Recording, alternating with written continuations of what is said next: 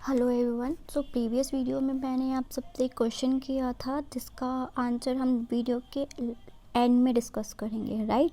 तो हम अपने क्वेश्चंस को आगे मूव ऑन करते हैं। Mosby English endocrine system and question is a nurse is caring for a client with the diagnosis of Cushing syndrome. what is the most common cause of Cushing syndrome that is the nurse should consider before assessing the client for physiological response, right. तो question की language समझना हमारे लिए बहुत important है जब हम मॉसबी के क्वेश्चंस को सॉल्व करते हैं। तो क्वेश्चन क्या कहता है कि एक नर्स है वो केयर कर रही है किसकी, जिसको डायग्नोज हुआ क्या किया है डायग्नोज कुशिंग सिंड्रोम।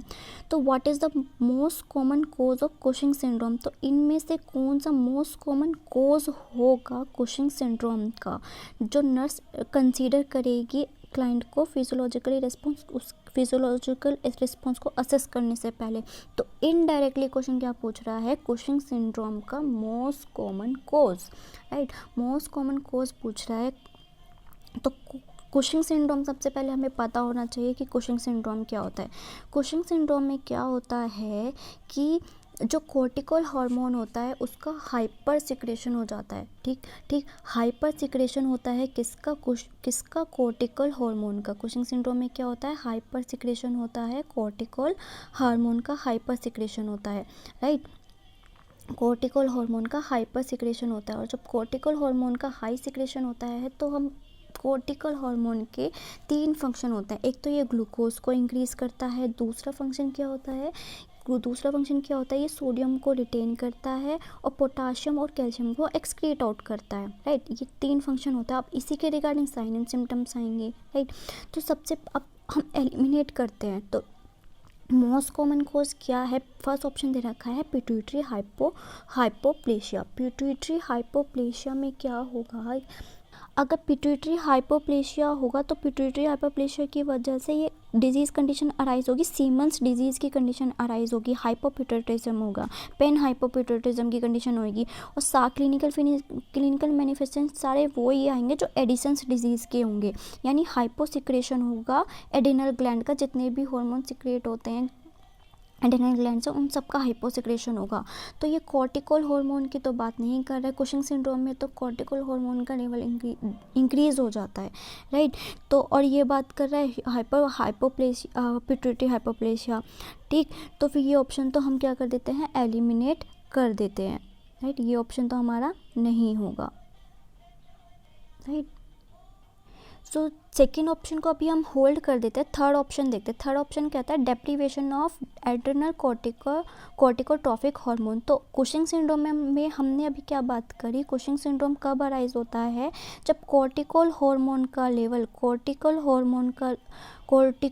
का लेवल क्या हो जाता है, इंक्रीज हो जाता है। लेकिन ऑप्शन क्या आता है, deprivation of the adrenocortical hormone. तो ये भी ऑप्शन क्या हो जाता है, डेप्रीवेशन इंक्रीज जब होता है तब ये कोज होता है कुशिंग सिंड्रोम का, ना कि डेप्रीवेशन। तो ये भी ऑप्शन क्या हो जाता है, हम इसको एलिमिनेट कर देते हैं। फर्स्ट ऑप्शन भी एलिमिनेट हम कर चुके हैं। फोर्थ ऑप्शन कहता है इनसफिशिएंट एड्रेनोकॉर्टिको हार्मोन प्रोडक्शन। तो जो ACTH है, ACTH हार्मोन जो है ये स्टिमुलेट करता है एड्रेनल हार्मोन के प्रोडक्शन को स्टिमुलेट करता है। अगर ACTH कम होगा तो इसकी वजह से एडिशंस डिजीज़ अराइज होगी, एडिशंस डिजीज़ के साइन एंड सिम्टम्स अराइज होंगे।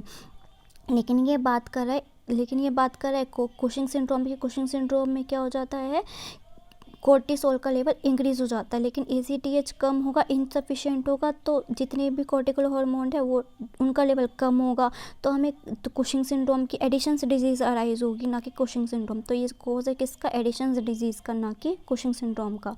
तो सेकेंड ऑप्शन हम देखते हैं। सेकेंड ऑप्शन क्या कहता है, ये हाइपरप्लेशिया लिखा है, hyperplasia of the adrenal cortex. तो एड्रेनल कॉर्टेक्स का अगर हाइपरप्लेशिया होगा तो जो भी एड्रेनल कॉर्टेक्स से निकलने वाले हार्मोन है उनका लेवल इंक्रीज हो जाता है। तो अगर हम स्पेसिफिक बात करें तो अगर सिर्फ कुशिंग सिंड्रोम, अगर सिर्फ कॉर्टिकल, स्पेशली हम बात करते हैं कॉर्टिकल हार्मोन की, अगर कॉर्टिकल हार्मोन का लेवल इंक्रीज हो जाता है तो लीड करता है ये कुशिंग सिंड्रोम को, राइट। तो कुशिंग सिंड्रोम, तो हाइपरप्लेशिया जो होता है, हाइपरप्लेशिया अगर हो जाए एड्रेनल कॉर्टेक्स का तो ये एक कॉज है किसका, कुशिंग सिंड्रोम का।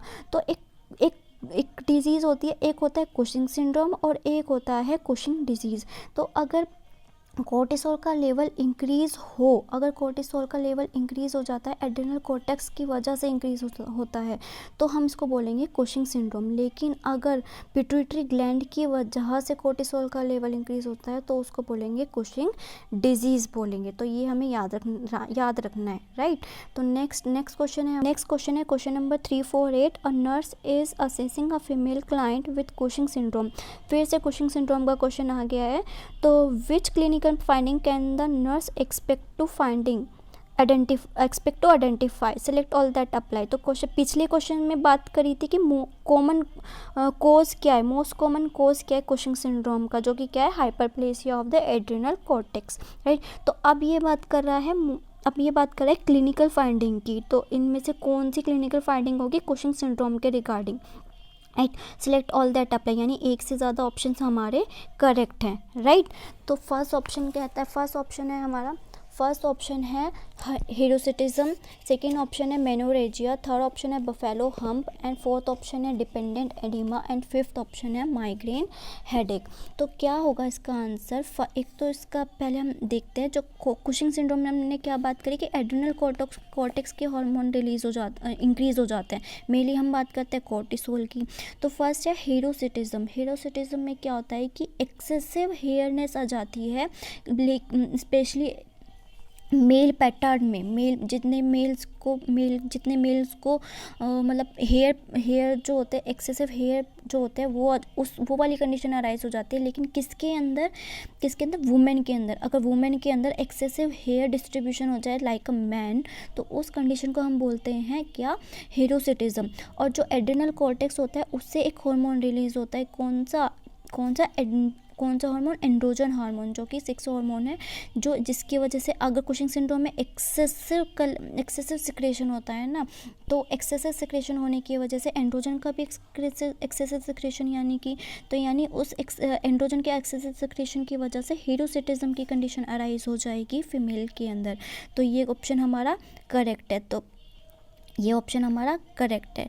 जो सेकेंड ऑप्शन है मेनोरेजिया, जो मेनोरेजिया है, इसका मेनोरेजिया नहीं होगा। मेनोरेजिया जो एक्सेसिव मेंस्ट्रुअल ब्लीडिंग होती है, ये मेंसेस जो होती है ये एक्सेसिव नहीं होती, बहुत स्कैंटी होती है विरुलाइजेशन की वजह से। तो एक्सेसिव तो ब्लीडिंग नहीं होगी। मेनोरेजिया मतलब कि एक्सेसिव ब्लीडिंग, तो एक्सेसिव ब्लीडिंग नहीं होगी, बहुत स्कैंटी ब्लीडिंग होगी विरुलाइजेशन की वजह से। तो ये ऑप्शन हम क्या कर देते हैं? एलिमिनेट कर देते हैं। थर्ड ऑप्शन कहता है बफेलो हम्प, जो बिल्कुल सही बात है। बफेलो हम्प की कंडीशन अराइज होगी। कैसे अराइज होगी? Let me explain you. तो कैसे अराइज होगी? तो जो क्या होता है कुशिंग सिंड्रोम में, मैंने क्या बोला था, हाइपर सिक्रेशन हो जाता है कोर्टिसोल हार्मोन का। जब हाइपर सिक्रेशन होगा तो क्या होगा? ग्लूकोज का लेवल इंक्रीज होने की वजह से हाइपरग्लाइसीमिया होगा। हाइपरग्लाइसीमिया की वजह से अब लाइपोजेनेसिस की कंडीशन अराइज हो जाएगी, यानी फैट जो लाइपोजेनेसिस की कंडीशन अराइज होगी, लाइपोजेनेसिस की प्रोसेस इंक्रीज हो जाएगी। इसकी वजह से जो फैट है उसका डिपोजिशन होना शुरू हो जाएगा। तो फैट डिपोजिशन जो होता है सबसे पहले कहाँ होता है? सुप्राक्लैविकुलर रीजन पर होता है। सुप्राक्लैविकुलर रीजन पर फैट का डिपोजिशन होता है। तो जो पेशेंट जो शोल्डर है, पेशेंट का शोल्डर रीजन पर होता है। हाँ, जो फॉर्मेशन होता है वो शोल्डर रीजन पर होता है। और उस कंडीशन को हम क्या बोलते हैं? बफेलो हम्प की कंडीशन बोलते हैं। तो बिल्कुल सही बात है। बफेलो हम्प क्या होगा? पेशेंट को बफेलो हम्प की कंडीशन अराइज हो जाएगी। ये थर्ड ऑप्शन हमारा क्या है? बिल्कुल करेक्ट है। अगर मैं सेकेंड चीज़ बात करूँ तो फैट डिपोजिशन की वजह से सेकेंड कंडीशन और अराइज होगी। वो क्या? वो पेशेंट का फेस जो होगा, फेस पर फैट का डिपोजिशन होगा, वो पेशेंट का फेस कैसा हो जाएगा? मून फेस दिखाई देने लगेगा। तो लाइपोजेनेसिस की वजह से फैट का डिपोजिशन होगा, और ये फैट डिपोजिशन होने की वजह से ओबेसिटी अराइज होगी। अब फैट का जो डिपोजिशन है 3 जगह होगा। एक तो सुप्राक्लैविकुलर रीजन पर, शोल्डर रीजन पर, जिसको हम क्या बोलेंगे? Buffalo hump. दूसरा फैट डिपोजिशन होगा फेस पर। जब फेस पर फैट का डिपोजिशन होगा तो पेशेंट का फेस कैसे दिखने लगेगा? मून की तरह दिखने लगेगा। तो सेकंड साइन होगा मून फेस। थर्ड चीज़ है कि जो पेशेंट के जो एब्डोमिनल रीजन जो होगा वो भी एनलार्ज हो जाएगा, ठीक। जो लोअर एब्डोमिनल रीजन है वो भी लार्ज हो जाएगा। जो अपीयरेंस होगा वो कैसा होगा, रेड रेड बर्फिन स्ट्राई मार्क जो होते हैं, रेड बर्फिन स्ट्राई मार्क के जैसे पेशेंट का जो एब्डोमेन है उसका अपीयरेंस स्ट्राई मार्क जैसा होगा। तो ये 3 कंडीशन अराइज होंगी किसकी वजह से, कुशिंग सिंड्रोम की वजह से, ठीक। कुशिंग सिंड्रोम में फैट डिपोजिशन होने की वजह से। तो ये थर्ड ऑप्शन हमारा क्या हो जाता है, करेक्ट हो जाता है, बफेलो हम।